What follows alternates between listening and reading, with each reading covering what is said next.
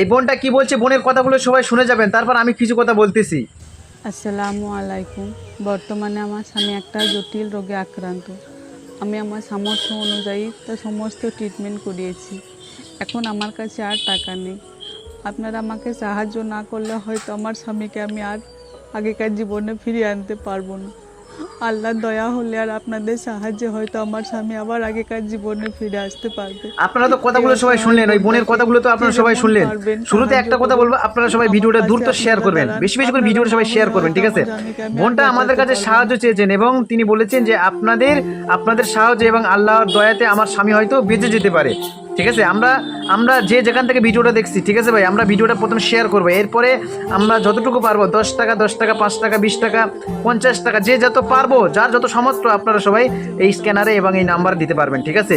আপনারা সবাই ভিডিওটা বেশি বেশি করে শেয়ার করবেন, ঠিক আছে? আমরা চাই যে একটা অসুস্থ মানুষ তিনি সুস্থ হোক, ঠিক আছে? তিনি আমাদের কাছে সাহায্য চেয়েছেন, ঠিক আছে? আমরা যেহেতু সাহায্য দেবো, আমরা সবাই পাশে গিয়ে দাঁড়াবো, ঠিক আছে? আমরা আবার ওই বোনের স্বামীকে আমরা বাঁচিয়ে তুলবো ইনশাআল্লাহ, ঠিক আছে? আল্লাহ সুবহানাহু ওয়া তাআলা অবশ্যই তেনাকে সুস্থতা দান করবেন এবং ভিডিওটা সবাই শেয়ার করবেন, ঠিক আছে?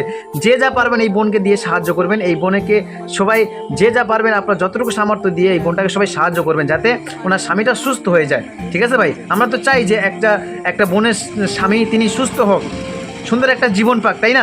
ভিডিওটা সবাই শেয়ার করবেন এবং অবশ্যই ভিডিওটা সবাই শেয়ার করবেন। সবাই ভালো থাকবেন। আসসালামু আলাইকুম।